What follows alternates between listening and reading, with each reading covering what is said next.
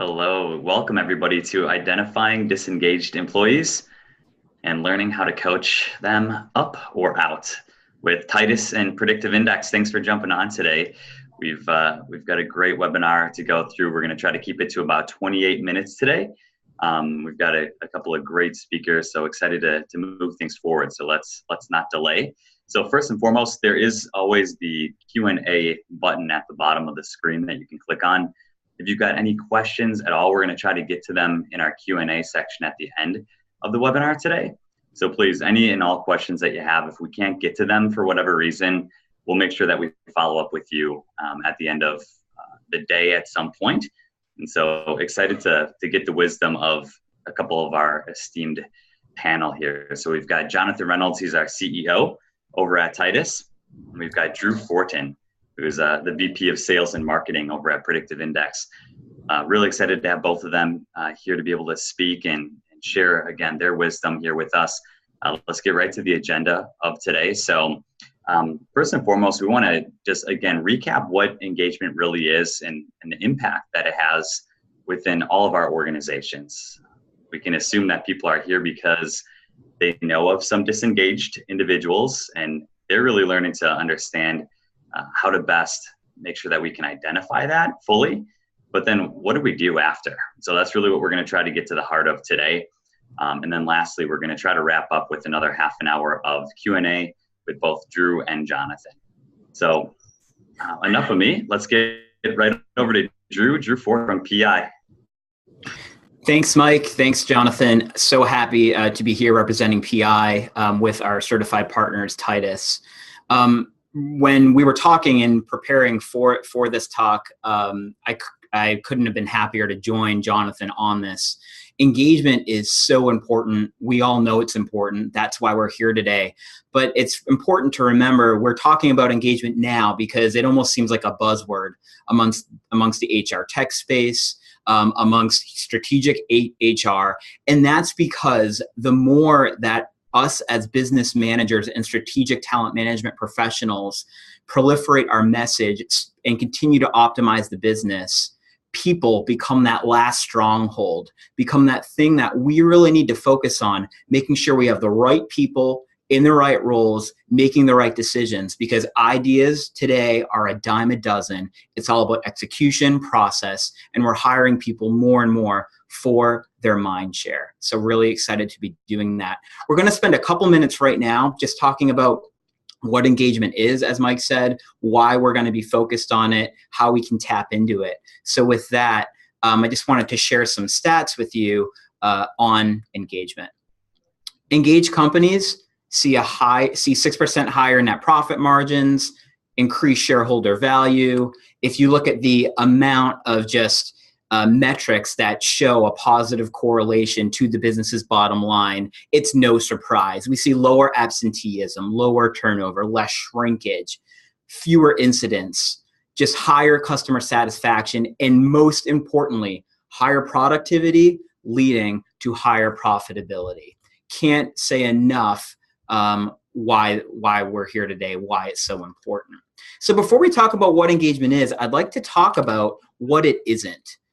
Engagement is not just about happiness. If we just put our pure play senior leadership hat on, senior management hat on, if our goal was just to make employees happy, then we just go ahead and make sure that everyone had a free lunch, skateboards, office hours that end at 2 p.m., and we have a party for everything. That would be pretty cool, right? Really happy. That obviously isn't going to contribute to a ton of productivity. There'll be a point of diminishing returns. Then you think about, well, is it satisfaction? Maybe a little, right? We definitely want our people to be satisfied, but we don't want them to become complacent. We want people that are driven and really want to get ahead. It's not that. Then we all go ahead and we think of like Google and they're doing all this really fun stuff. Well, that just comes down to their culture, and what works for them may not necessarily work for you. So those things aren't engagement. Now, what is engagement? As you can see here on this slide, engagement is the emotional commitment to the company and its goals. Engagement is actually when your employees feel a sense of purpose. And the key word is ownership. If you have an employee that treats your company and your money like it's their own money, bingo, we have an engaged employee. If you have an employee that is actually interacting with the outside market, a salesperson working with a prospect, a customer service agent engaging with a client, and they treat every moment like, I need to get the best out of this. And when they're done with that moment, they're constantly thinking, wow, what could I have done better to protect the company's bottom line and to totally wow this person? Now you have engagement. It's really about alignment in vision and purpose towards our goals. So at its root, if we advance the slide forward quickly, it comes down to productivity. It comes down to discretionary effort. If you have that salesperson that's tasked with making 30 emails a day, 50 calls a day, that's great because that's required of the job description. That customer service agent that has to maintain high SLAs, they need to make sure that they respond to a phone call within 2 minutes. They need to make sure that they cover, checkboxes A, B, C, D on the call. That's great. That's what the job description demands. But if you have a bunch of employees that are just fulfilling purely the responsibilities of a job, I'm here to tell you, you have a mediocre company. You have an average company because that's what's expected of everyone. When you look at those companies that are truly innovative, that really push the envelope, the difference is that their employees have more of what the academics call discretionary effort. You can see here on this slide that we have the minimum requirements of the job. If you look at on the x-axis on the bottom, we have time. On the y-axis, we have performance. Fulfilling the minimum requirements of the job and just hanging out there is essentially the have-to curve. Minimal productivity. That's when you hear people say, I'm just here for a paycheck. That's when you hear people say, that's above my pay grade. That's when you have people that say the hours of the job are 9 to 5. I show up at 9, I leave at 5. This is that customer service agent when it's 4:58 p.m. and that phone's ringing and they're just like, oh, I'm going to let it ring and it's 5. I'm not going to pick it up, right? Did they fulfill the requirements of the job? Probably, but they're really not moving your company forward. They're essentially disengaged. Very different if you think about on every team, there's always at least one of them.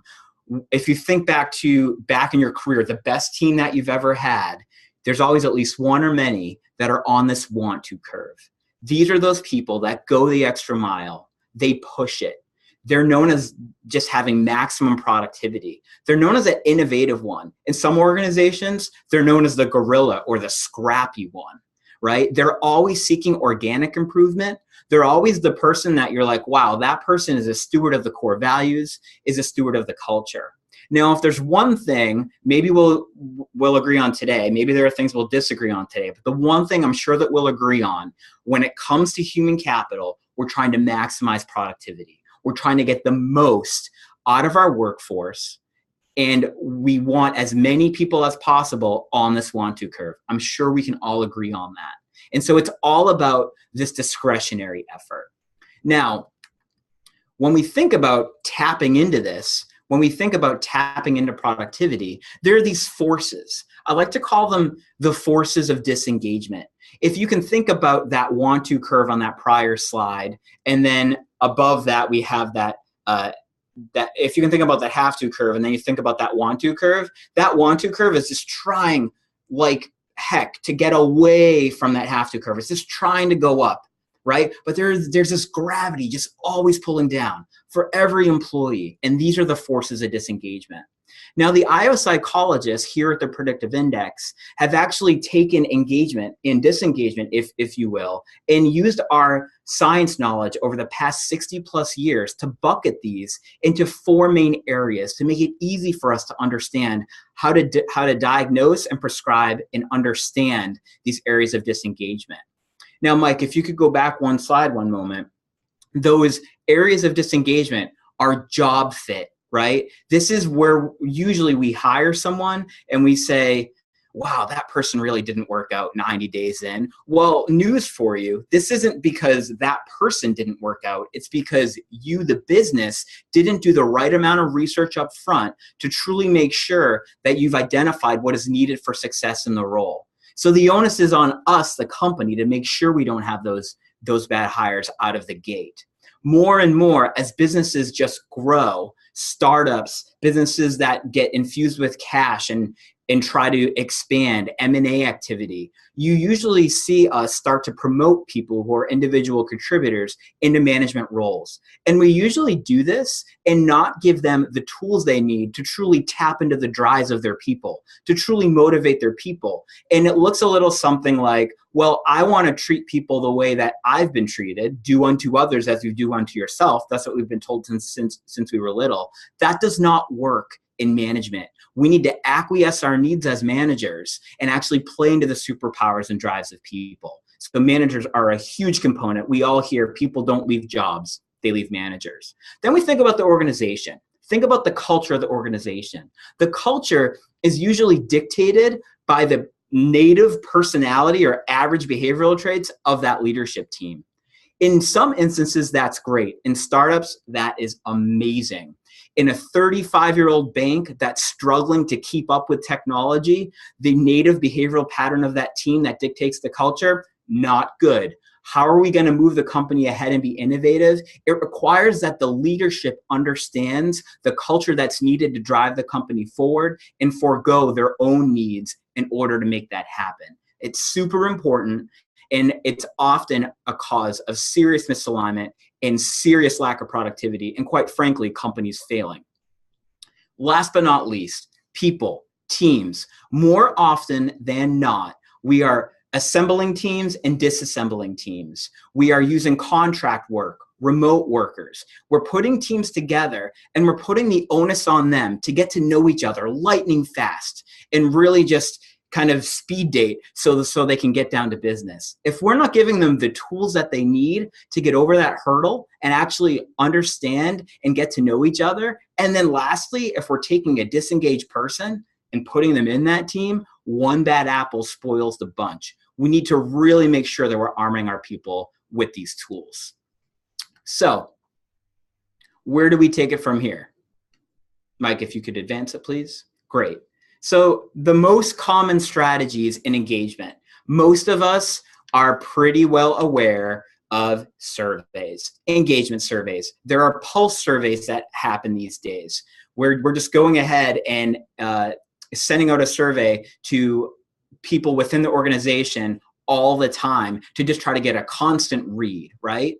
Those pulse survey companies, although the idea is good, they provide a lot of data with little prescriptive action. There's not much you can do with the population size of 5 telling you they're engaged or disengaged.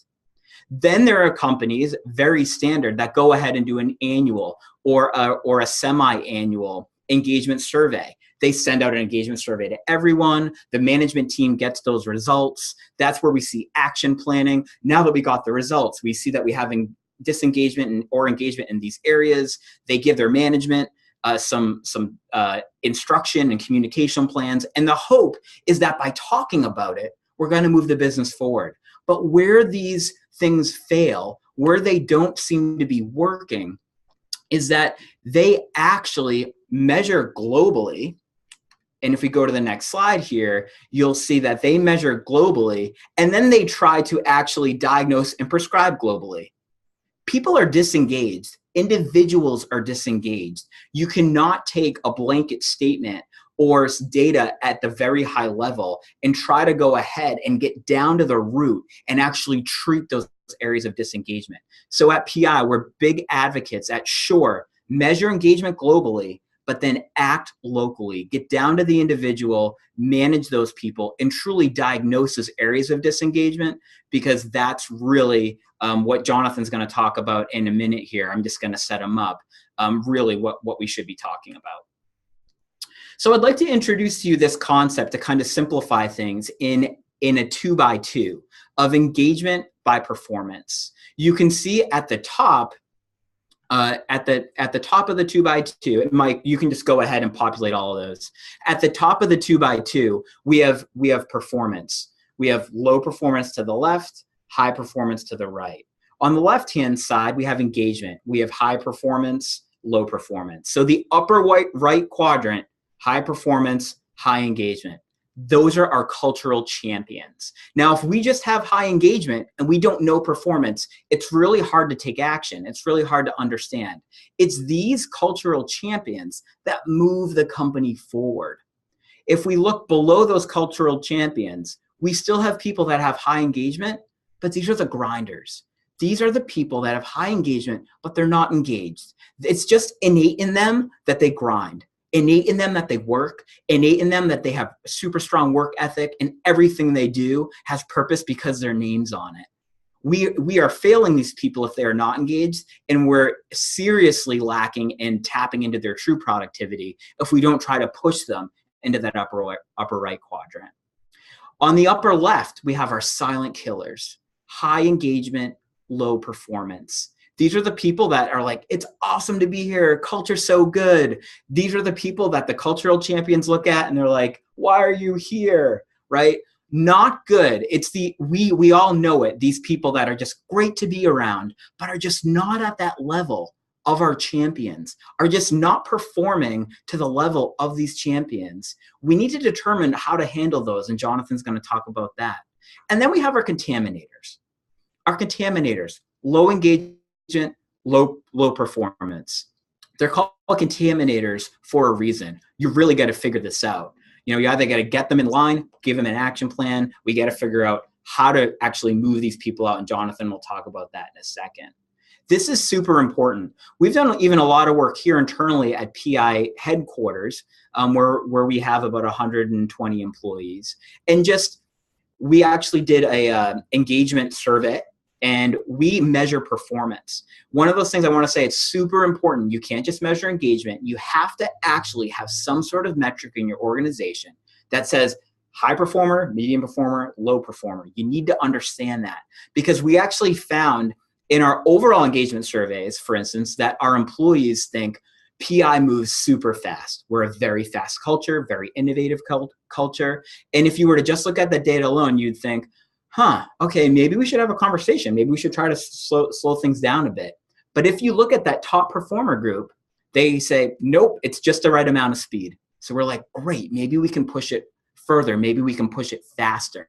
So that's just a case in point. If you look at this holistic data, you could make some wild assumptions. You could increase potentially engagement of low performers or poor performers. You could be completely ignoring these cultural champions and giving them the tools they need to succeed.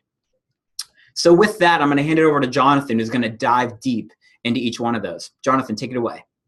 Hey, thanks a lot, Drew. And thanks everyone for joining. It's good to have you all here. I know we've been doing this series of these webinars, co-led, co-presented by Predictive Index and the team over there. It's a real treat to be partnering with them for the last year or so. And just a little bit of a background on this Predictive Index and Titus talent relationship.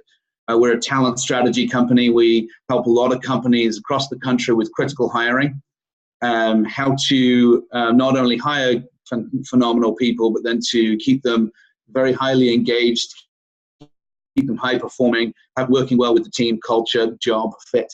And we needed a tool that could really, not as an employment assessment tool, but something that could actually look at the holistic picture of how to hire, engage, retain, all the way through to retirement. And so this is why we discovered, after a lot of research, to land with Predictive Index, and we wanted to hitch our wagon to this organization because of the technology, the platform, and it's a people management platform, and really kind of dials in on the performance side. So it was very helpful for us. It's been a treat working with these guys over there. Amazing knowledge transfer. I want to give that little bit of a background there, kind of what this relationship's about. And in case you joined late, I didn't want you to think you joined some kind of a Transitions of Rogaine commercial. We're looking at our three heads on here. But yeah, so I love this 2x2 here that really does show these sort of 4 stages or 4 different categories of people in your organization. I like I would imagine many of you are sitting here going, yeah, that's Julie. Yeah, that's Sam. That's Bob. And we can automatically think of people in our department, people on our team, maybe people in the organization, and just power of knowing and actually stopping and saying, okay, what is that? What is going on here? Is it an engagement issue? Is it a performance issue? Is it to do with managers? Is it to do with the company culture? Is it to do with the team? Is it to do with any number of things? Trying to figure those things out is really helpful. We found with, okay, I got now some diagnostic tool that can show me what's going on. Now what do I do? And so this is one of the things that we have a real passion for at Titus, is helping through this component as well. What is going on and what do we do about it? And as we call this webinar, it's kind of this whole thing of, do I manage them up or do I manage them out? And these are touchy subjects, and it can be very easy to get rid of people, sorry for the crass term, without actually understanding what's going on. And so you can really look at these things, okay, this person's very much salvageable. And so we'll look at these quadrants here, the silent killers.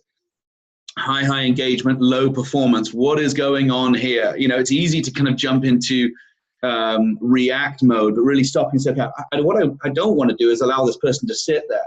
I want to call it the silent but deadly. These are ones that there's something going on there, and it can be quite damaging if you don't deal with this one. You're saying maybe this is the right person, they're just in the wrong seat. They are highly engaged in the organization or their team, working with their manager. It's easy to let these people lie, but it's a big mistake. If you let these people sit there, it's going to really, really impact your high engagement and high performance. It can be very frustrating for those people when there's people in the organization who are not pulling their weight. Why is so-and-so allowed to stay around here? Everyone likes them, but they're not really doing anything. They're not really accomplishing much. They're just kind of busybodies around the organization. So you've got to find out where, what's actually going on here. And so this is where we come in and look at, so what are the actual quantifiable performance objectives? Let's establish those. Let's make it really, really clear, very, very quantifiable. Quantifiable is the key word here. Otherwise, it's very easy for these people to hide because they are highly engaged and highly liked, but actually managing to some very clear, consistent performance objectives, and then having real discussions around this engagement and performance, and tying them to not just annual reviews. This is a weekly, regular dial-up, same page meeting, and looking at what was agreed upon, and making sure these people are in the right seat. Which some of the things we found very successful is actually dedicated mentorship programs, and putting some kind of a structure around that. If you have that, fantastic. If you don't have that and you're saying, scratching your head going, how do we do that? Love to kind of connect with you after this, and certainly do reach out. We can share some of our best practices around that. So those are one of the silent killers. These are, do I manage them out? They're not hitting their performance objectives. Don't manage them out. They're highly, highly engaged. We've got to get them on the right track and get them in the right seat. And again, it may be a manager fit. Here, it's kind of, they're just not performing on this is unrealistic expectation. Contaminators being moved on here. This is the one where when you see these little toxic little imagery here, they're toxic. These are very, very damaging in your organization if you don't deal with this actual issue that's going on here. So they're low engagement and low performance, and they sit in organizations often and somehow can sit under the surface, and you kind of scratch your head what's going on here. If you allow this to stay for a day too long, the impact on the other high performers around, impact on grinders, impact on everybody notices it, but it sits under the surface, and there's something going on here, something not right. And so this is where we would come in from the angle of saying, listen, you need to admit responsibility. You hired them. You brought them into your organization. You can't just get mad at them and kick them out the door. You need to actually say, okay, listen, we brought you in here. We've allowed you to stay this amount of time. It's obvious here that you'd be very specific about their lack of engagement and give examples. This is what the lack of engagement looks like, and this is what it does to people around you. It's a great coaching opportunity to help them see where they're not fitting very well. And then on the performance side as well, and same thing, being very, very clear on what the quantifiable objectives are. And you can give it a very, very short leash on these people to turn it around. And make it very, very clear that if it doesn't change in this very short time, this is where they need to be sent out. And the important part here, especially because the age we're in here of online reviews, your Google reviews, your Facebook sharing, your Glassdoors, in how they leave. We talk about it at Titus, helping organizations manage people out with dignity, letting them leave with dignity, sending them out as an advocate, as an alum of your organization. Sometimes you don't want them to be known as alum of your organization because of the lack of performance and lack of engagement. But okay, I'm going to send them out with some dignity here. I want somehow to make an advocate of this person.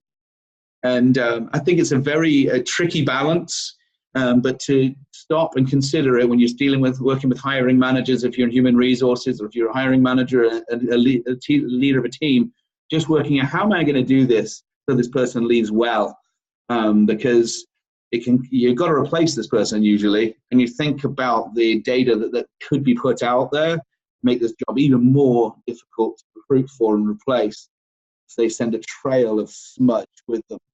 So, all right, we'll move on to the next one here, because these are the grinders. Got to find out what's going on. These are high performers and low engagement. And so don't just wait another day. It's easy because they're high performing just to let it kind of wind on out. And it's easy to spend your time with the ones that are causing the biggest problems, your contaminators, or spending all of your time with we'll get to the cultural champions and celebrating those. But these people are producing a lot. And it's almost like they're just to let them be there. That's a big problem. Don't just let them be.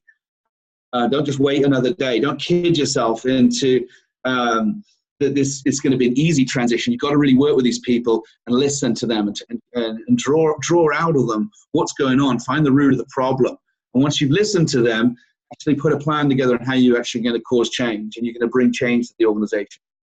These are people you want to listen to. And it's important because they're under the surface. The lack of engagement there, they're under the surface producing a lot. You've got to listen to those people and say, hey, how do we make this better for you? Often they're the backbone of some of the cultural champions that we're going to get to.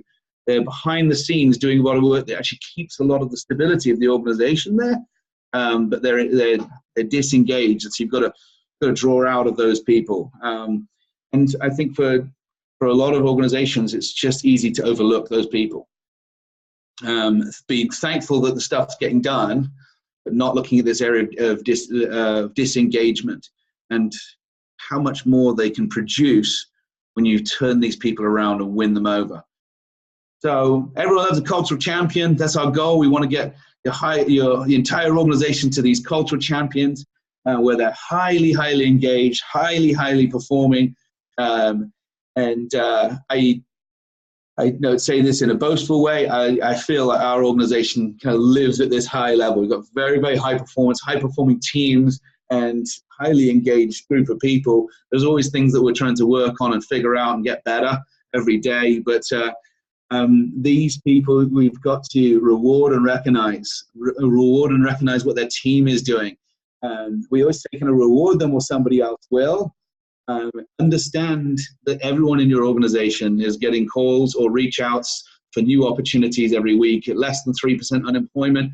Everybody's scrambling for great talent. These are people that you're saying, oh, they're phenomenal. They're highly engaged. They're blowing out their numbers. They're performing incredibly well. Yes, and they're getting calls from headhunters and recruiters and other organizations and your competitors. Okay, knowing that, you need to know what is the key that would unlock them. Okay, let's just, assume that all these people are getting calls every week, and we hope they're saying, no, not interested, no, not interested, but there is something that would interest them. There's something of their next step in their career that would go, yeah, I'm intrigued, I'm listening. You need to know what that is. If you don't know what that is of your people who are sitting in this seat, you will lose them. And so it's really important to figure that thing out, and not in a kind of a way that just says, imagine your significant other, hey, if somebody approached you today to woo you away to another relationship, leaving me in the dust, what would that thing be? It's can't be as crass as that, but you actually want to know them really well. What's the next step in their career? What's the next thing that they pursue, want to be, would love the challenge of? These people want to be challenged. They want to be stretched. They want to know what the next thing is. And so you need to know that. If not, somebody else will, and you'll lose them. So these are your advocates. These are your evangelists. These are the people you want being your internal recruiters. These are the people you want to draw great performers and highly engaged people to your organization, the poster child, if you will. So it all comes down to these things. Okay, so what's the ideal outcome of all of these categories here? Mike, again, you can throw them all up on the screen here. I know there's a number of people who dialed in here, so I'm going to kind of share each one of the 4 quadrants for those who are sitting in cars and on the go. But your contaminators, that feeling of surrender, happy alumni, moving out of the organization, how do you let them leave with dignity? I think needs to be done very quickly. It needs to be very, very quickly, because it does not set the right tone for the organization if those people are allowed to stay. And I'll speak from personal experience. I've learned the mistake of this. I've learned the mistake as a leader in an organization, kind of really wanting the best for people, wanting them to turn around and dragging it out.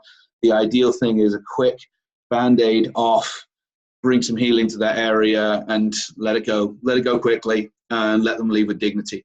Be your silent killers, your high engagement, low performance, ownership. And I think Drew said this across the board, you want that sense of ownership. But for these people, they're a big fan of their department, they're a big fan of the company, they're engaged, they're rah-rah, but they're not producing and not performing. And so you're getting them to see, I am the future of this organization, and it doesn't have a future if I don't actually start producing. And they're actually highly performing. And if they don't perform, same as the contaminators, they've got to go. They've got to go. It's not just family. Some people say, oh, we're like a family. We help companies with their hiring. Say, tell us about the culture. They go, it's like a family. And well, don't say it's like a family, because some people have terrible families. You don't want that image. But this whole sense of, I'm a part of an organization that has a goal in mind. We're trying to produce something. They've got to become an owner of what's being produced, what's being accomplished, what's being achieved. Your grinder, hope, the feeling at the end of your life. It's not what you've said to people, it's how they felt around you. How do these people feel? Do they have hope that something's going to change? Do they have hope that their leaders are going to change? Do they have hope that somebody's actually going to listen to them? They hear their voice, they respect what they have to say. And we want that attitude to shift and to become highly engaged. And so I think sometimes it's just actually hearing where we're going as an organization and how they have a part to play in it. And is somebody listening to their opinions? Not always right, but somebody's actually listening to them and acknowledging and actually working through what needs to change and what needs to not change. So cultural champions, knowing they're the future of the organization.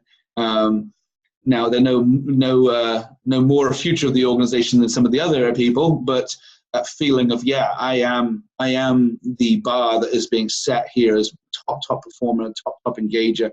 That sense of recognition and what I've done to get us to where we're at today. Kind of a real, not just a pat on the back, but a public recognition of their kind of the shining light that they are in the organization. So, giving them platform to be heard, giving them platforms for the future of the organization, things to be implemented because of what they see, what they've done, what they've achieved. Time is cracking on. We said 28 minutes. We're just a few minutes over here. So Mike, to move on to the next slide, I'm going to pass it over to you and just to talk about kind of where we go from here as far as how people can get an understanding of what's going on from a platform. How do the people on my team connect to these? How can I see where there may be some issues of disengagement? Over to you, Mike. Yeah, thanks, Jonathan and Drew. So as both the gentlemen have alluded to, we would love it if you wanted to do a free 30-minute demo with our team. Obviously, you may have already identified some of the disengagement within your teams and you're looking for different avenues of consultation. We would love to dive in a bit deeper and see how both PI and Titus can really assist with that. And hopefully we can even answer some of the questions you may have now with the Q&A with Drew and Jonathan. And so before we dive into that, I wanted to just again, articulate the fact that we are going to send out the slides after this presentation. And we'll also make sure that we have the recording to you probably within about 2 business days, just to make sure we can get any edits and put that together nicely for you, as well with a nice landing page where you're going to be able to take the assessment, the behavioral assessment, if you haven't already done so. You can do that now if you hit trypi.com/Titus123. Otherwise, again, that 30-minute demo invitation is going to be there to schedule something on our calendars as well. So enough of the housekeeping. Let's get into the good stuff, the Q&A. We've got about 25 minutes to go through, and we've got several questions that I want to get through. If you haven't already put your questions in the Q&A box, please feel free to continue to do so, and I'll try to get to them as best as we possibly can. But the first one is actually for Jonathan at Titus. So what format do you use to review if you do not do those annually? So if they're not annual reviews, what's the best format that you've found? Yeah, okay. Now I can share a little bit with us internally at Titus, but now we get to privy to see a lot of organizations on how they do these things differently. And I think, there's numerous things that people and organizations have found to work really well. I know that Predictive Index headquarters, they have systems in place as well on this one, but we have something we call quarterly conversations, and we look at both the cultural piece, which are we have our lived values, 8 lived values that are all defined. We use them for our internal hiring. We very, very strong. A part of our interview process is around our values, and the other component is around performance. So we look at performance and values. And so side by side on what we call our quarterly conversations, and those are about an hour and a half, and we look at all of those numbers. As far as performance numbers, those are all public within our organization, public within internally. So everybody knows where everyone's at from performance basis.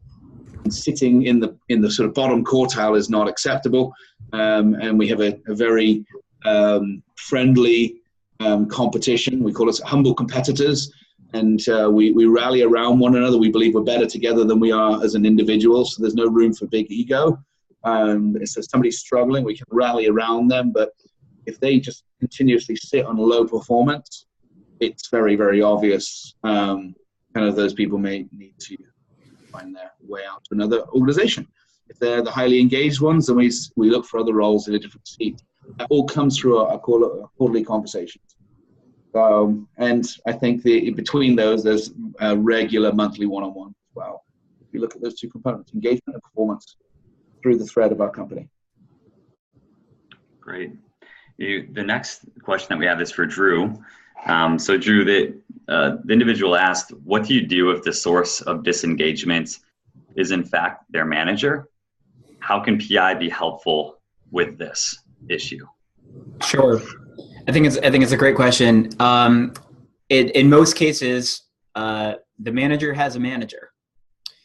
And if there's feedback that a boss or manager is not living up to their expectations, or their team doesn't deem them competent for the role, I think that's something you can't sit on and say, let me think for a while about how I'm going to handle this and work with that person. I think, that's something that requires immediate attention. And if it is indeed that manager, we need to talk about self-awareness. 90% of the time, it's going to be a self-awareness problem. And whether that person has, a fixed mindset and isn't willing to be open and have that open mindset to, I think I'm great, but I know I'm probably not after receiving all these things. That's really important. I always say perception is reality. And so it's important that in managers, we instill this need to want to be getting feedback, and to never, when getting feedback from someone else, up or from below, to never disagree, but to say, why do you say that? Let me learn more about that. To be curious and show everyone that we're always evolving and advancing. That said, you're going to have managers that try. You're going to have managers that may not be fit to be a manager. And I think often in organizations, we struggle because the words manager and leader are synonymous. And so it's like, well, naturally to be a leader, I need to manage people, right? And it's like, there are people that have amazing behavioral patterns, have just can truly adapt and grasp new concepts, who can contribute to the company in an individual contributor way. And that's okay. And there's a way to espouse to be a leader by participating in the community, by challenging others without managing people. So it's important to note that too, that when this bubbles up, we need to have that conversation with that manager.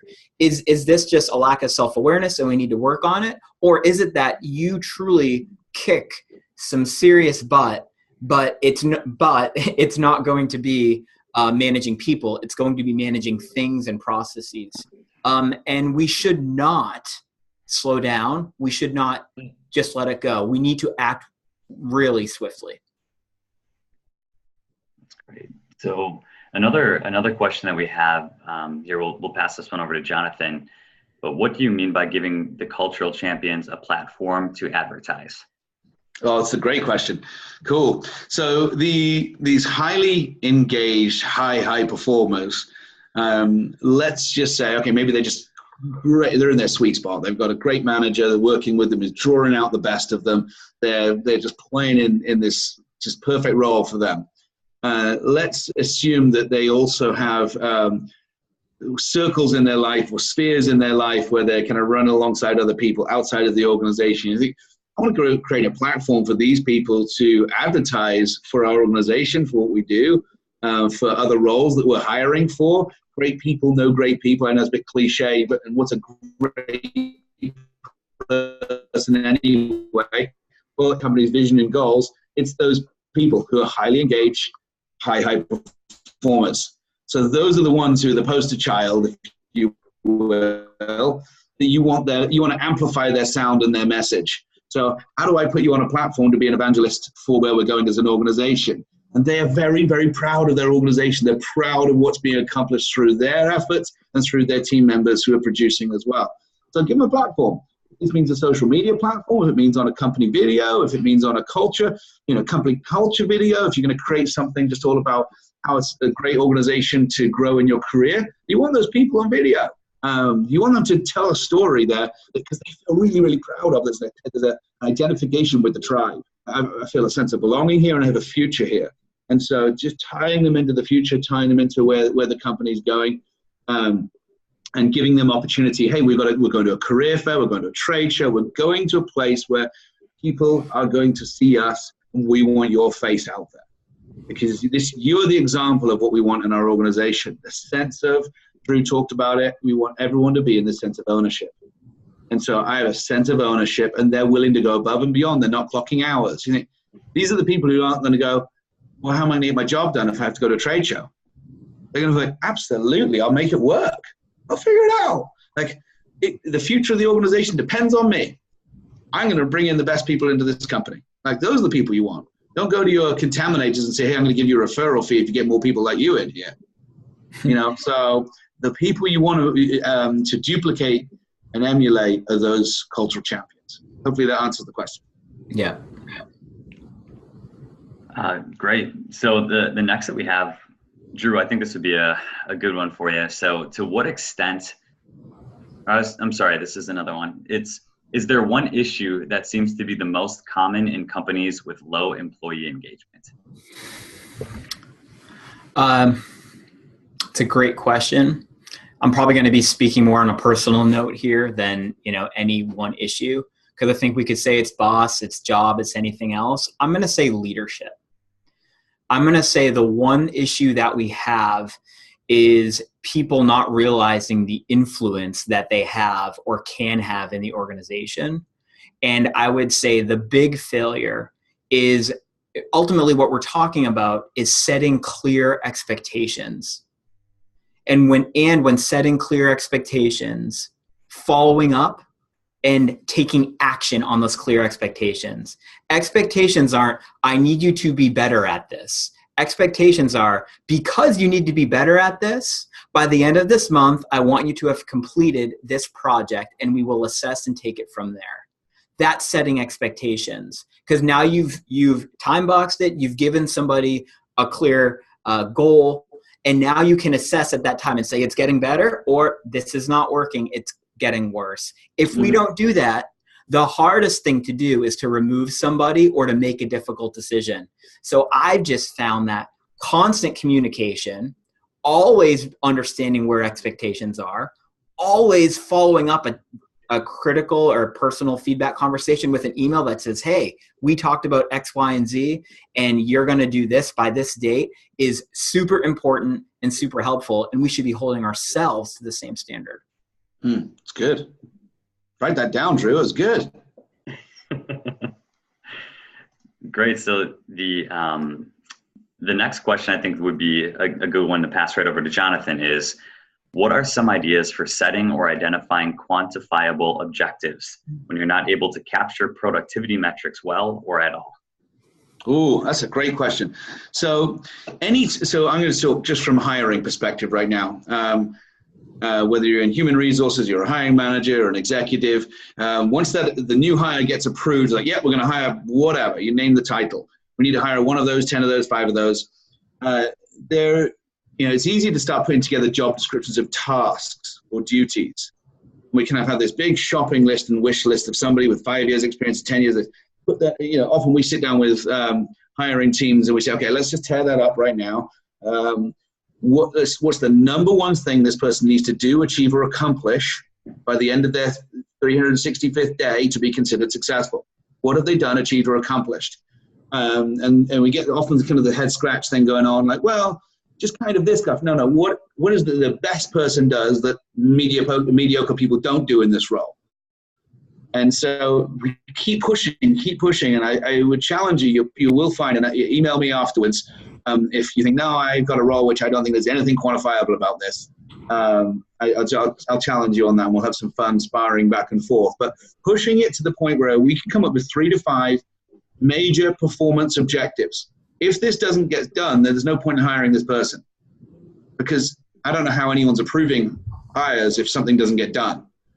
And so really pushing it down to it's quantifiable. And you can say within the first 90 days or the first 180 days, this should be accomplished.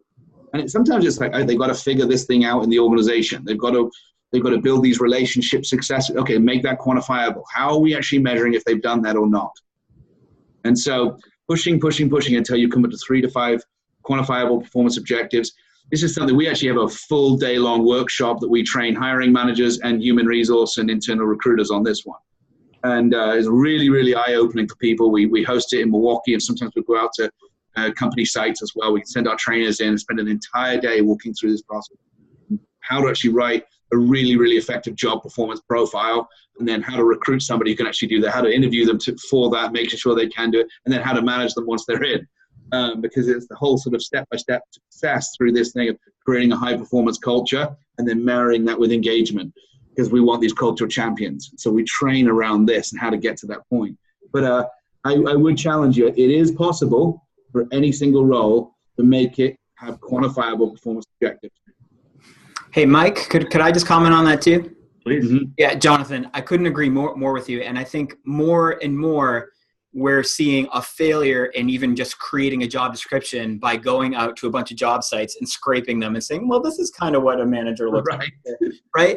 Yeah. Forget about describing the responsibilities. Start with, what do I want this person to achieve? Yeah. And actually communicate that to the candidate. Here is the job description and what we want you to achieve. Do you think you're going to be able to do it? Because now you're setting expectations from day one. Could not agree more with you, Jonathan. I did want to say, though, there are always going to be roles where we're saying, there's not truly quantifiable metrics. They have their hands in a lot of pots. If they're an existing employee, and it's one of the things you can do is tie it back to your core values. Your core values should be what you need to crush it in your role, regardless of what role you're at in the organization. And I would argue that if you can't actually score someone and say, crushing it on this value, crushing it on this value, if you have somebody that's crushing it across all values and they're not performing, your core values probably need to be realigned. And that's super important. If you have somebody that's in a certain role and they're crushing it on all their core values, performance should correlate. If it doesn't, just tie it back to the core values. Can I just, I'll add to that one. Sorry if we're kind of going way too long here. No, we're not. We're doing all right. So this is where the big component for us came in around why Predictive Index was not just an addition on, oh yeah, we'll throw in an assessment. No, this is critical for understanding fit and success around performance. We can define performance objectives. We can define, okay, how do I think somebody needs to behave to do this? Now, how do I know, bringing into our organization, how much of a fit this person is going to be there? I can dive into the resume and say, here's their history. I can interview around their values and their why and what drives, what motivates them and how they make their decisions, or why they make decisions. But then to really understand what's going on up here, behaviorally and cognitively, when the pressure's on or the pressure's off. If I can predict that even more, this is why Predictive Index as a platform really helps me understand all of that. And I can see some of the issues going into it. When the hiring manager says, yeah, thumbs up, I like that person, they're going to be great. No, you like that person just so you understand this is how they're going to cause rub here. And if you don't adapt to that, they're going to get very frustrated and become disengaged, even though that they have a history of high performance. And so this tool and platform, that's where the tie-in happens here. And you give us any role of a high performer or a low performer, and we can, within a very short space of time, 30 minutes, we can actually show you where some of the challenges are going to be, how you need to adapt to get the most out of those people. Spot on. Okay, and a question that just came through. And honestly, it sounds almost like a question that we would have just inserted in here because it's regarding a specific competitor to the Predictive Index. And so I won't name the specific competitor that is on here, but it says, what do you think about other assessment tools and can they help during the hiring process? Sure. Jonathan, you want me to take that one? Yeah, totally. Yeah. Sure. So first and foremost, just assessment tools are going to help you, right? Understanding somebody's behavior, understanding somebody's cognitive ability. Most important, understanding behavior and cognitive needed in a role, right? Are going to give you insight, a new lens on how you look at people. So regardless, at a high level, absolutely, you should be leveraging these tools that are out there. They need to be valid, but we definitely should be using them because that is a leg up. When it comes to competitors in general, one of the things that we pride ourselves on at the Predictive Index is not just looking through the lens of pre-hire, post-hire. We actually try to look at people. And we try to relate it all back to the position. To what Jonathan just said, you shouldn't just be hiring someone because they kicked butt somewhere else and because you like them and you're able to hire them. You should be hiring someone because you've defined a need in your business, you know what's needed, and they are perfectly aligned to fulfill that need in the business. PI allows you to do that. And allows you to actually, it's validated from candidate selection all the way through management. There are tools that people use out there that are great communication tools, great for doing management offsites and leadership, that may not be validated for candidate selection. And you should take caution there, because if it's not validated for candidate selection and you are making decisions in the hiring process based off of that, you could potentially find yourself in a bit of legal trouble. So using one product holistically from beginning to end ensures one language, ensures one product that can go cultural in an organization, because no one is just hiring or just managing. Good managers grow their teams and need to hire. Bad managers lose employees and need to hire. We don't hire without managers. We don't manage without hiring. They are one and the same. Great. Thanks, Drew. We'll try to get to one, maybe two more. So one of the questions we had was, are there any sort of clues or interview questions that can help determine what quadrant of engagement a candidate is in? And so Drew or Jonathan, whichever one of you would like to answer that. Jonathan, go for it. I was going to say you, Drew. Oh, no. Sure. So if we actually want to start off at the beginning, right, to what Jonathan was saying before, it's really hard to predict if somebody's going to be engaged before we hire them, right? It's really easy to predict how we can engage them before we hire them, right? We need to understand the person, right? Jonathan made a comment before when he was going through the different areas. These high performers, they want to be stretched, but not everybody wants to be stretched in the right way. And you don't motivate or inspire someone to stretch in the same way. Everyone requires a different way to be driven, if you will. Yeah. And so we can understand that at the offset by truly aligning as an organization around what high performers, what that trait is. What does that behavioral pattern look like? What does that cognitive ability look like? Now let's look at people that are candidates for the role. The ones that are closest match from a behavioral and cognitive standpoint are going to be much better aligned than those that are closest match from a resume standpoint. So we need to let that kind of be the benchmark. And if we follow that, we're going to be that much better off. I don't know, Jonathan, if you have any other comments on that. No, I think that's great. Sorry, I was going to answer, but then I just got really disengaged and I'm kidding. And I just wanted to be stretched, so it worked out really well. Well, good. Quick time check. It looks like we're up on the time to be able to squeeze in one more. It looks like we were able to get to most of the live questions that were on here. So thanks everybody for taking the time to not only join us, but staying engaged and answering the questions. And hopefully we were able to give you the answers that you needed. If we weren't and you still have additional questions, we would love to chat and connect afterwards. We are planning on one more webinar in our 4-part series for 2018. It's called You Found the Perfect Hire, Now What? So that's going to be a great one, I think, to really look into as we come into the new year, and probably a majority of people are looking to bring on new people and enhance that skill within the organization. So again, if there's anything else, let us know. Otherwise, we're going to send you the slides, the recordings, and the make sure that we actually give you some. We just got a question come in for previous sessions. We'll make sure that we include that as well. We've got 2 previous sessions. We'll make sure that we send the slides and recordings for that, as well as the link to take the behavioral assessment through PI. So thanks again for joining. Drew Fortin, Jonathan Reynolds, thank you so much. This was fantastic. So really appreciate you jumping on and taking the time. Thank you. Right. Thanks.